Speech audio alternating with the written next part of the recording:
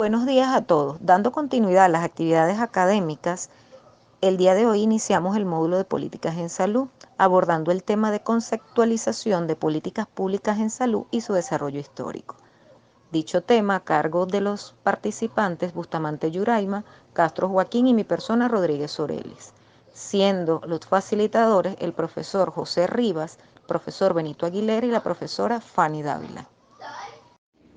Iniciaremos hablando de salud como derecho fundamental. La idea de la incorporación del derecho a la salud tiene trayectoria histórica. Sin embargo, es después de la Segunda Guerra Mundial cuando pasa a formar parte de acuerdos internacionales, por lo que es incorporada en la Declaración Universal de los Derechos Humanos de la ONU en 1948. En su artículo 25 indica que toda persona tiene derecho a un nivel de vida adecuado que le asegure la salud y el bienestar. La Organización Mundial de la Salud, creada en ese mismo año y con sede en Ginebra, establece la salud es un derecho de todas las personas sin distinción de raza, religión, ideología política y condición económica y social. La salud es un derecho de todo ciudadano, el cual debe ser disfrutado sin ningún tipo de condicionamiento, y esto con el propósito de garantizarle a las personas el desarrollo de las condiciones materiales de vida. Entrando en la conceptualización de políticas públicas en salud, tenemos que las políticas públicas, como campo de la ciencia política, se nutren constantemente en su teoría y práctica de las complejas relaciones que se dan entre el modelo de Estado, la ideología y la política propiamente dicha en un momento histórico determinado. El modelo de Estado responde, entre otros aspectos, a la conceptualización que sobre el Estado predomina en la sociedad. En relación a esto se señalan diversas nociones, todas referidas de una u otra manera a entenderlo como una asociación o comunidad, incluyendo las instituciones de gobierno. El Estado en América Latina, como señalan diversos autores, ha sido tradicionalmente confiscado por las clases sociales dominantes y ha derivado en una ideología que por ende es la que predomina en las clases que estén en el poder. El Estado democrático es, por lo tanto, un ámbito de desarrollo y resolución de conflictos, y las políticas públicas pasan a ser expresión de la correlación de las fuerzas que existen. Además, las formas como se definen y ejecutan estas políticas expresan las concepciones de Estado y de la sociedad, así como el arte de gobernar. El rol del Estado, según la ideología neoliberal, debe estar al servicio del mercado de capitales y no debe ser considerado como un garante del bien común y del desarrollo humano. Para esta ideología, la salud es un ámbito de lucro y un espacio rentable para la inversión privada, por lo que las políticas públicas son vistas como programas focalizados. Sin embargo, con el paso de los años ha quedado demostrado que sin un Estado fuerte para garantizar las demandas sociales de la población, el mercado solo no asegura el crecimiento económico y que en el campo de dar respuesta a las necesidades sociales de esta población pertenece al Estado, quien las puede solventar a través de la formulación y ejecución de políticas públicas sociales. Tenemos entonces que el desarrollo de políticas públicas sociales está referido al establecimiento de un conjunto de relaciones que se dan entre el Estado y la sociedad. Trae consigo un aumento de las necesidades sociales y demandas para su satisfacción. Las políticas públicas pueden definirse como el producto de actos de confrontación o acuerdos entre la sociedad y el Estado, donde la sociedad requiere cierto empoderamiento social y canales de comunicación efectivos para tener una buena relación Estado-sociedad. La noción de política pública surge en el contexto de la expansión del estado de bienestar dentro de las transformaciones de las ciencias políticas. Las políticas públicas, por tanto, expresan la correlación de fuerzas, el nivel y tipo de consenso entre los diferentes actores sociales y pueden ser definidas como la expresión en el plano político nacional de las necesidades de bienes públicos de diferentes sectores sociales. Tenemos entonces que debe estar dirigida a actuar sobre la producción social de salud y atender las demandas de atención. Su principal propósito es contribuir a eliminar las brechas existentes entre los diferentes sectores sociales y la exclusión social, las inequidades de acceso y elevar la calidad de atención. Siendo un objetivo fundamental de una política nacional de salud, debe crear las condiciones que aseguren la buena salud para toda la población. Dentro de los componentes de la Política Nacional de Salud tenemos los determinantes políticos, económicos, sociales y culturales de la salud, los estilos de vida, que son los componentes más visibles de las políticas de la promoción de la salud, la socialización y el empoderamiento del individuo y de la población, que van a estar en conexión con los dos anteriores. En cuanto al desarrollo histórico, tenemos que lo pudiésemos dividir en tres periodos. Un primer periodo del año 1900 a 1958, que inicia con la dictadura de Juan Vicente Gómez y culmina con el derrocamiento de Marcos Pérez Jiménez. Un segundo periodo posterior a 1958 hasta 1989 y el tercer periodo que comprende los años 90 en adelante, incluyendo la nueva constitución del 99. Dando inicio a este recorrido histórico, tenemos que en los primeros 60 años del siglo XX se inició la construcción de la institución sanitaria venezolana. La misma inicia en el marco de la dictadura de Juan Vicente Gómez. El inicio de este régimen se enmarca en una economía agroexportadora, sustentada en unidades productivas con predominios de relaciones precapitalistas, con un bajo nivel de desarrollo de las fuerzas productivas y una división social de trabajo que limita las posibilidades de crecimiento del mercado interno.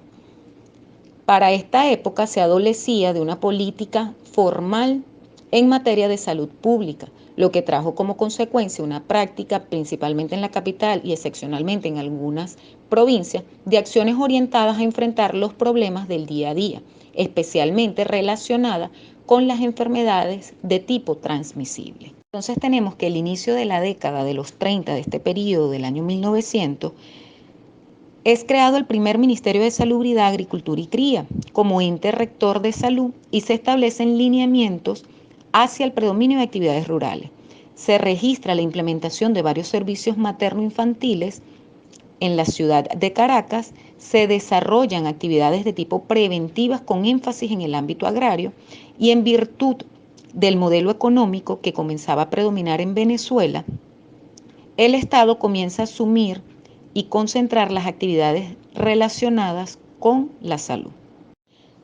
A partir del año 1936 se inicia en Venezuela un proceso de cambios económicos y sociales significativos que le abre camino a la modernización. Se estructura el programa de febrero bajo el gobierno de Eleazar López Contreras como respuesta al clima de inestabilidad política y social que se experimentaba tras la muerte de Gómez. Este programa consideró los problemas de la salud, educación y agricultura como áreas de intervención del Estado, dando lugar a la fundación del Ministerio de Sanidad y Asistencia Social. El diseño de una política de salud pública se convierte en tarea central de este ministerio y se destacan 4 principios orientadores para tal acción, que incluye la organización administrativa, preparación del personal, investigación epidemiológica y control de enfermedades. Se puso en práctica una efectiva campaña contra la malaria y otras enfermedades que fueron consideradas como un peligro para el sostenimiento de la industria petrolera y posteriormente para el desarrollo de los programas de modernización que requirieron los gobiernos de Eleazar López Contreras e Isaías Medina Angarita. Se inicia también el proceso de profesionalización, pues se iniciaron las gestiones para la preparación del personal médico y paramédico y emprendió una intensa campaña de educación sanitaria. Se constituyó en el punto de partida de la institucionalización de la salud con predominio de la centralización y concentración del poder sanitario en el gobierno nacional. En 1938 se fundaron las unidades sanitarias, afianzándose considerablemente las tendencias preventivas, quedando claramente diferenciadas en cada localidad regional los dos tipos de organización: preventiva, unidades sanitarias; curativa, hospitales. Se dividió el país en distritos sanitarios, siendo la primera gran división político-territorial en salud. En el año 1944, cuando presidía el gobierno de Isaías Medina Angarita, se funda el Instituto Venezolano de los Seguros Sociales como conquista sindical adscrito al Ministerio del Trabajo y no al Ministerio de Sanidad, con una cobertura limitada. Durante este periodo, el Ministerio de Sanidad sufrió transformaciones evolutivas en cuanto a su doctrina de trabajo. Surgieron algunos servicios médicos de carácter curativo y disminuyeron las actividades de orientación preventiva. Posteriormente, en el año 1945, el Ministerio adopta la doctrina sanitaria integralista y se crea la Comisión Nacional Planificadora de Instituciones Médico-Asistenciales. Ese mismo año se trató de desconcentrar las funciones y actividades administrativas de los programas de atención a la salud a nivel regional, pero centralizados en este nivel de gobierno. Se inicia la organización de una red nacional de instituciones hospitalarias y de atención médica preventiva. Este es el primer intento de reformar las acciones en el sector de la salud. Posteriormente se reconoce que el Estado estaba obligado constitucionalmente a asumir la responsabilidad en materia de salud pública, haciéndose necesario su compromiso de ofrecer servicios de salud, tanto curativos como preventivos, por considerar que los habitantes tenían el derecho de vivir protegidos de los riesgos que podían afectarlos. En la Constitución de 1947 es donde por primera vez se plantea constitucionalmente la función que el Estado debía asumir en materia de salud pública. El artículo 51 rezaba que el Estado se comprometía a ofertar los servicios de salud tanto curativos como preventivos. Y en el artículo 52 se plantea que los habitantes tenían el derecho de vivir protegidos contra los riesgos de carácter social que podían afectarlo, por lo que el Estado se comprometía en forma progresiva a diseñar un sistema de seguridad social y a la generación de unidades habitacionales destinadas a aquellos sujetos económicamente menos favorables. El mantenimiento de la salud pública era responsabilidad del Estado, tanto desde el punto de vista preventivo como curativo. En la Carta Magna de 1953, el derecho a la salud no fue incluido explícitamente. Sin embargo, la atención a la salud se reflejó en obras sanitarias. Después del derrocamiento de la dictadura militar de Marcos Pérez Jiménez a partir de 1958, diversos actores políticos lograron acuerdos en materia constitucional y es así como en la Constitución del 1961 se formulan una serie de derechos sociales que quedaron sintetizados en esta Carta Magna en materia de salud. Ok, compañeros, mi nombre es Joaquín Castro. Vamos a continuar con la exposición después del punto que explicó la doctora Zorelli. Vamos a hablar del segundo periodo de desarrollo de las políticas públicas de salud, de la Administración de Salud en Venezuela. Este periodo se llamó la burocratización de la Administración de Salud. Va desde el periodo de 1958 hasta 1989. Comienza con el derrocamiento de la dictadura militar de Marcos Pérez Jiménez en el año 58. En ese momento inicia un proceso para un sistema de político democrático caracterizado por la implementación de un modelo burocrático populista. Posteriormente, en el año 61, se refrenda una nueva constitución. Esta constitución se mantuvo vigente hasta el año 1999. En esta constitución se habla de los derechos sociales.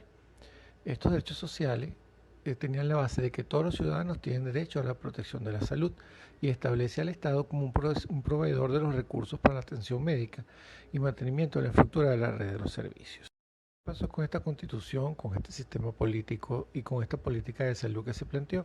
Bueno, que la concentración del poder estaba en manos del Ejecutivo y eso asociado a una influencia creciente de los partidos políticos, crear un Estado altamente jerarquizado, influenciado por el clientelismo político. Por lo tanto, todos los cargos de la administración pública, incluyendo los de la salud, estaban supeditados a la inscripción o no de un carnet político. La misma Constitución del 61 recoge la tendencia de plantear a la salud como un derecho de todo ciudadano y le asigna al Ministerio de la distribución específica de definir las políticas a seguir en el sector. Hasta este momento se venía manejando la salud, como lo dijo muy bien la doctora Zorelli, con el antiguo esquema establecido por el Ministerio de Salud y Asistencia Social. Se planificaron y realizaron las actividades de protección, promoción y recuperación de la salud, de programas de saneamiento y descontaminación ambiental, de salud pública, la atención médica y la asistencia social. Comblet y Maigón en 1995 afirman que la orientación del gasto en salud a partir de la década del 60 estuvo destinada en mayor proporción a lo curativo y no a lo preventivo. Entre 1960 y 1964 se planteó el primer plan de la nación. Aquí se plantea que el Estado no logrará resultados duraderos como no sea dentro del marco de desarrollo de la comunidad, basado en la ayuda propia, la voluntad colectiva e individual del progreso. En Venezuela, la aplicación de estas políticas de salud, de las políticas sociales, se han caracterizado, según Rodríguez y Pérez, por una falta de continuidad administrativa, por una ausencia de evaluación de programas y por falta de precisión de los grupos beneficiarios. Realmente, esta tendencia se mantuvo durante todos los años hasta 1999. El sistema de salud y el Ministerio de Salud y Asistencia Social se diseñó como un sistema de salud altamente jerárquico y burocratizado, como dije anteriormente. Su organización se centró en direcciones, divisiones y una estructura que se reprodujo en todos los estados y divisiones político-territoriales del país. Cada subregión se dividía en distritos sanitarios. Esto nos llevó a un proceso de concentración y centralización de la toma de decisiones. Esto hizo que estas tomas de decisiones, la asignación de presupuesto, la asignación de recursos, las contrataciones se hicieran lentas, poco participativas y excluía a los niveles subnacionales. Esto entorpeciendo el desarrollo de los procesos y las políticas establecidas por el Ministerio. Pasando a la época de los 70, en el 74 se diseña el proyecto de la Gran Venezuela. Esto tenía una particularidad y es porque en este momento aumentó la renta petrolera y los ingresos venezolanos se fueron a las nubes. Tenía un propósito que era el de promover un nuevo modelo de acumulación orientado hacia el mercado internacional, lo cual dio lugar a una gran expansión del aparato empresarial público. Esto, sumado a los ingresos fiscales elevados, entonces contribuyó a la asociación entre grupos médicos con creación de nuevas instituciones en el área, grandes hospitales de tipo empresarial, y desplazó el sector público por parte del sector privado. Esto fue en su momento importante porque fue cuando empezaron a surgir las clínicas grandes, pero se dejó a un lado la atención de los hospitales. El rápido pero silencioso proceso de privatización de la salud disminuye progresivamente la construcción de infraestructura pública de salud y crearse una amplia red de clínicas y consultorios privados, como ya dije. Esto convirtió la salud en un modelo individual curativo de alto consumo tecnomédico, con una profunda dependencia tecnológica y por supuesto con altos costos, lo que llevó a un exceso de consumo y endeudamiento del sector privado y del sector público particularmente. Posteriormente, en la época de los 80, principalmente o específicamente en 1984, se crea la COPRE, que era la Comisión Presidencial para la Reforma del Estado. Su finalidad principal era emprender la descentralización a nivel de todos los ámbitos de la administración pública y principalmente en la salud. Para julio de 1918 se promulga una ley que se llamó Ley del Sistema Nacional de Salud. Esta ley realmente no llegó a instrumentarse efectivamente. Aquí se imponía un discurso privatizador como modelo de gestión de coparticipación financiera. Se planteaba que en la administración del hospital se podía plantear la recuperación de fondos, cobros de acuerdo al estado social de la persona y colaboraciones por entes privados para dar respuesta a la demanda de los servicios asistenciales. Y se crean las fundaciones y asociaciones de los hospitales ambulatorios. Lamentablemente, esta política fracasó porque al haber la integración del sector privado en la administración pública, entonces comenzó a crearse una alta tasa de corrupción administrativa. Desde los 80 hasta inicio de los 90, la trayectoria institucional de las gobernaciones en materia de salud estuvo reducida a la mera acción de actuar en determinados momentos, solamente como centros de operaciones, y que tenían que cumplir las directrices emanadas por el Poder Central, en este caso el Ministerio de Salud y de Asistencia Social. En conclusión, este periodo que se llamó la burocratización de la salud dejó como características principales un abandono de las prácticas preventivas de algunos programas, inadecuada ejecución de aquellos que estaban llevando a cabo y concepción de la salud de carácter restringido, es decir, solamente como ausencia de enfermedad. La práctica médico-asistencial era curativa y se llamó la medicalización de la salud.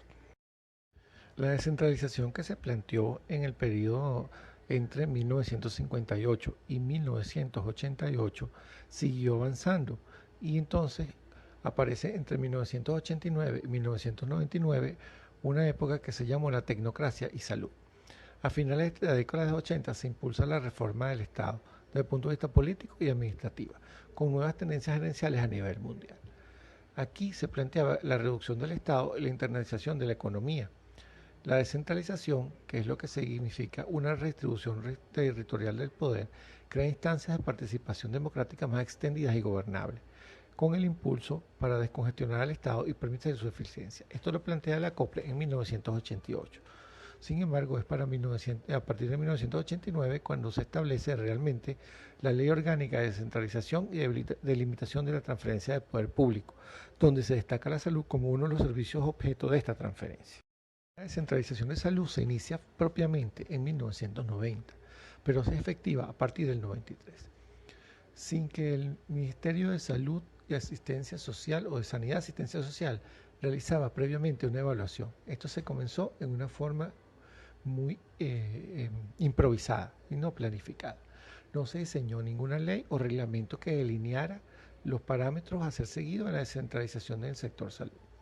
Y cada gobernación creó sus instituciones con rango de Secretaría de Estado, llamadas corporaciones, fundaciones, institutos autónomos o direcciones regionales. Esto, paralelamente, en 1994 se pone en práctica la estrategia de municipios saludables o municipios hacia la salud. Esto tenía como finalidad priorizar el desarrollo humano sostenible, mejorar la salud del ambiente y aumentar la equidad de los servicios de salud, además de fortalecer los servicios de salud locales y promover los modos de vida saludables. Málaga y colaboradores en el 96 plantean que se enfatiza la participación comunitaria y la participación intersectorial con el fin de generar y establecer sistemas locales de salud autónomos para abordar los problemas identificados por la propia comunidad. Esto era una buena idea, sin embargo, no se pudo dar al 100% en todos los estados. Finalmente, en este periodo se puede resumir 4 grandes pautas importantes. Uno es la adopción de la descentralización, que puede ser asimilada como expresión del modelo tecnocrático. Una reducción del aparato del Estado, se buscaba la eficiencia del gasto y se buscaba el incremento de la calidad y productividad de los servicios mediante su traslado a la sociedad civil. Un ejemplo importante de estos municipios saludables fue el municipio Zamora, que fue el primer municipio saludable en Venezuela en 1992 del estado Falcón.